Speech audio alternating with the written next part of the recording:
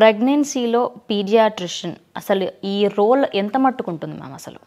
అందరూ ఏమనుకుంటారు అంటే పీడియాట్రిషియన్ అంటే బేబీ పుట్టాలి.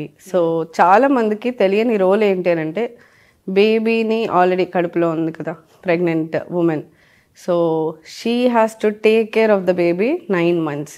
సో 9 months ఇంపార్టెంటేగా, అవునా కదా? Lot of things which come in important. ఏంటి అని అంటే తల్లి గర్భంలో ఉన్నప్పటి నుంచే బేబీని చూసుకోవడం అనేది చాలా important. So what we do is మనం ఇక్కడ క్లాసెస్ తీసుకుంటాము, antenatal classes. That is my education which I'm giving to all the pregnant women. So దాన్ని ఏమంటారు అంటే ఎర్లీ ఇంటర్వెన్షన్ అని అంటారు. So early intervention we're doing some techniques to improve baby's IQ. Baby IQ పెంచడానికి మనం చాలా చేస్తున్నాం. సో ఏం చేస్తున్నాము, నేనేం క్లాసెస్ తీసుకుంటున్నాను ప్రెగ్నెంట్ వాళ్ళకి అని చెప్పి తెలియాలంటే ఫస్ట్ మిమ్మల్ని ఒక క్వశ్చన్ అడుగుతా. ఓకే, మీకు అసలు ఐడియా ఉందా ప్రెగ్నెన్సీలో పిల్లల డాక్టర్ ఉపయోగం అనే క్వశ్చన్ మార్క్ మీకు కూడా వచ్చి ఉండాలి. గైనకాలజీ ఉపయోగం అయితే ఉంటుందని నేను కూడా విన్నాను, కానీ పీడియాట్రిషియన్ అంటే మేబీ డైట్ కోసము అయ్యి ఉండొచ్చు అని అనుకుంటున్నాను. కాదు, ఒక చిన్నది, మనకున్నవి 5 senses.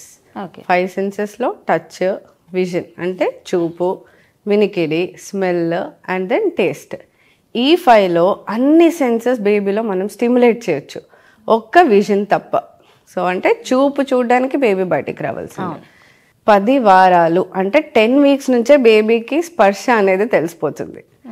18 వారాల నుంచి బేబీకి వినిపించడం అనేది స్టార్ట్ అవుతుంది. సో ఇలా మనం రకరకాలుగా how to stimulate the baby అంటే బేబీ బ్రెయిన్ పెరిగేదే 2 years వరకు అండి. తర్వాత మీరు ఎంత కష్టపడ్డా, నేను ఎంత కష్టపడ్డా తెలివిని మాత్రం పెంచలేం. సో ఆ తెలివిని బేబీకి మనం ఎంతవరకు ఇవ్వగలుగుతాము అనే దాని గురించి మేము చెప్పే యాంటీనేటల్ క్లాసెస్ ఉంటాయి. ఒక చిన్న ఎగ్జాంపుల్ చెప్తాను. మదర్ కడుపులో ఉన్న బేబీకి ఫుడ్ ఎక్కడి నుంచి వస్తుంది? తల్లి నుంచి వస్తుంది. సో ఆ తల్లి నుంచి వచ్చే బ్లడ్ అంటే మదర్లో జరిగే ఫిజికల్ చేంజెస్ నుంచి బయోకెమికల్ చేంజెస్ అంటే ఏంటి అంటే హార్మోనల్ చేంజెస్ అవన్నీ బేబీలో తిరుగుతాయిగా. So that is blood supply వెళ్తుంది కదా. సో అందుకోసం ఏంటి అని అంటే మదర్ ఆలోచించే విధానం బట్టి, మదర్ చేసే చాలా ఎమోషనల్ స్టేటస్ బట్టి బేబీ బ్రెయిన్ డెవలప్మెంట్ అనేది జరుగుతూ ఉంటుంది. సో మనం ఏం చెప్తున్నాం అని అంటే హౌ టు స్టిమ్యులేట్ బేబీకి. సో ఇలాంటి క్లాసెస్ అనేవి మన దగ్గర తీసుకుంటున్నాం. డాక్టర్, అసలు పీడియాట్రిషియన్ అనేది నిజం చెప్పాలంటే ఇప్పుడు ఉన్న జనరేషన్కి కొంతమందికి తెలుస్తుంది, కానీ డాక్టర్ ఎందుకు దీనికి అనుకుంటారు. మరి అలాంటి వాళ్ళకి మీరు ఎలా ఏం చెప్తారు డాక్టర్? అలానే ఏమి ఉండదండి. ఎందుకు అని అంటే ఇప్పుడు రూరల్ ఏరియాస్కి వెళ్తే అక్కడ అందుబాటులో ఉండరుగా, చిన్న ఆర్ఎంపీ డాక్టరే అన్నీ ట్రీట్ చేస్తూ ఉంటారు. So but then any time specificity అంటే ఇప్పుడు పిల్లలకి మేము ఇచ్చే మందులు కానీ ఏది కానీ ఎలా ఇస్తాము, బేబీ వెయిట్ బట్టి డోస్ అనేది క్యాల్కులేట్ చేసి ఎంత ఇవ్వాలో అంత ఇస్తాం. సో దానివల్ల కరెక్ట్ ట్రీట్మెంట్ వెళ్ళే ఛాన్సెస్ ఎక్కువ ఉంటాయి బేబీకి. అదే మనము స్పెషలిస్ట్ డాక్టర్ లేక ఆర్ఎంపీ దగ్గరకో ఇంకెవరో దగ్గరకో నార్మల్ పక్కన జనరల్ ఫిజిషియన్ దగ్గరకో చాలా మంది ట్రీట్ చేస్తూ ఉంటారు. చాలా మటుకు ఏం ప్రాబ్లం ఉండదు. But the only thing is ఈ డోసెస్ దగ్గర ప్రాబ్లం అవుతుంది. రైట్ డయాగ్నోసిస్ వాళ్ళకి అవగాహనే ఉండదు. నెలలు నిండకుండా పుట్టే బేబీస్కి ఎలాంటి కేర్ తీసుకుంటారు డాక్టర్? నెలలు నిండకుండా పుట్టడం అనేది ఎప్పుడు అంటాము అంటే 37 వారాల కంటే ముందే పుట్టిన బేబీస్ని అంటాం జనరల్గా. సో 37 weeks అంటే మామూలుగా మనకు ప్రెగ్నెన్సీ ఉండేదే 40 వారాలు. సో 40 వారాల్లో 37 వారాల తర్వాత టర్మ్ బేబీస్ అంటే బేబీకి ప్రాబ్లమ్ ఆఫ్ బ్రీతింగ్ ప్రాబ్లం కానీ అలాంటివి ఏమీ ఉండవు.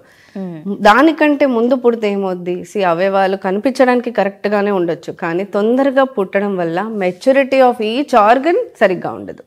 అంటే ఊపిరితిత్తులు ఉన్న వాటి ఫంక్షనింగ్ సరిగ్గా ఉండదు. సో దానికి ఇమీడియట్లీ బేబీని అయితే మనం ఐసీయూలో పెట్టాల్సిన పరిస్థితి అయితే వస్తుంది. డాక్టర్, సో ప్రజెంట్ మనము గైనక్ అండ్ పీడియాట్రిషియన్ ఈ ప్రెగ్నెన్సీ టాపిక్ నుంచి మనం paediatrician, what is original paediatrician అంటే దాని ఒరిజినాలిటీ ఏంటి, వాట్ ఈస్ పీడియాట్రిషియన్ దాంట్లోకి వెళ్దాం డాక్టర్. సో డాక్టర్, పీడియాట్రిషియన్ అంటే బేబీ పుట్టిన తర్వాత తీసుకోవాల్సిన కేర్ ఏంటి డాక్టర్? బేబీ పుట్టిన తర్వాత తీసుకోవాల్సిన కేర్ ఏంటి అని అంటే ఫస్ట్ థింగ్ ఇస్ వెచ్చగా ఉంచుకోవడము. Okay, and next thing is feeding పైన. సో బేసిక్గా బేబీ అప్పుడే పుట్టింది, కొన్ని థింగ్స్ జాగ్రత్తలు తీసుకోవాలి. ఒకటి కార్డ్ కేర్ అంటే బొడ్డు జాగ్రత్త అనేది తీసుకోవాలి. జెనెటల్స్ అని అంటే మనం మూత్రం పోసేది కానీ మోషన్ పోయే దగ్గర కానీ నీట్గా ఉంచుకోవడం అనేది చేసుకోవాలి. Next thing is ice. ఇవన్నీ నేను స్పెసిఫిక్గా ఎందుకు చెప్తున్నాను అంటే మన చుట్టుపక్కల ఉన్న ముసలి వాళ్ళు, పెద్దవాళ్ళు, వాళ్ళందరికీ కొన్ని మూఢనమ్మకాల వల్ల పిల్లలకి కొన్ని చేయరానివి చేస్తున్నారు. సో అందుకోసం ఈ care of card, ice and genitals అనేది చాలా ఇంపార్టెంట్ అండి. సో డాక్టర్, ఎలాగూ మూఢనమ్మకాలు అనే టాపిక్ వచ్చింది కాబట్టి నేను కూడా చాలా మట్టుకు వింటూ ఉంటాను. ఐస్లో పాలు పోస్తారు, కాజల్ పెడితే ఐస్ పెద్దగా అవుతాయి అంటారు.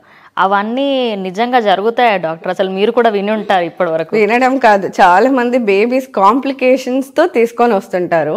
సో మై మేజర్ థింగ్ ఏంటి అని అంటే మనం ఎడ్యుకేట్ చేయాలి వాళ్ళకి తెలియక ఎవరిని మాట వినాలో తెలీదు, పక్కింటి వాళ్ళ మాటలు వింటారు.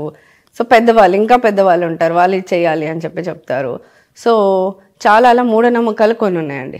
ఏంటి అని అంటే ఫస్ట్ థింగ్ ఇస్ పుట్టగానే పిల్లలకి హనీ పెట్టడము, ఆవు పాలు, బర్రె పాలు పెట్టడము. సో ఇలాంటివి చేస్తారు. దీన్ని ప్రీ లాక్టియల్ ఫీడ్స్ అంటారు. అవి అస్సలు ఇవ్వకూడదు. సో బేబీస్ పుట్టాక ఫస్ట్ థింగ్ ఇస్ తల్లిపాలు, రొమ్ము పాలు పట్టడం చాలా ఇంపార్టెంట్. అండ్ ఓన్లీ తల్లిపాలు ఫర్ 6 months వరకే అనేది మేము అడ్వకేట్ చేస్తాం. సో దిస్ ఈజ్ అబౌట్ ఒకటి. నెక్స్ట్ మూఢనమ్మకం ఏంటంటే కళ్ళకి కాటుక పెట్టడం. పెద్దగా అవుతాయి బట్ అలా అవ్వదు. దానివల్ల ఏమవుతుంది, నష్టం ఏంటి అని అంటే మంచిగా ఉన్న కళ్ళల్లోకి మనం ఎలా కడుక్కుంటామో, చేతులు కడుక్కున్నామో తెలియదు, కాటుక పూసి కళ్ళకి ఇన్ఫెక్షన్ అనేది పెరుగుద్ది బేబీస్కి. ఇంకోటి ఏంటి అని అంటే there is one small duct, అంటే ఒక చిన్న పైప్ ఉంటుంది రెండు. సో ఐకి నోస్కి మధ్యలో కనెక్షన్. సో దాన్ని బ్లాక్ చేస్తాం, దాని ఓపెనింగ్. దానివల్ల ఊసులు రావడం అలాంటివి జరుగుతూ ఉంటాయి పిల్లలకి. నెక్స్ట్ ఇంకోటి ఏం చేస్తారు అని అంటే పాలు వస్తాయి అని చెప్పి బేబీస్కి మసాజ్ చేసేటప్పుడు నిప్పుల్స్ని పిండుతారు. సో బేబీస్ రొమ్ముని పిండుతారు. దానివల్ల ఏమవుద్ది, ఇన్ఫెక్షన్స్ వస్తాయి బేబీస్కి. ఇవన్నీ కూడా చేయకూడదు.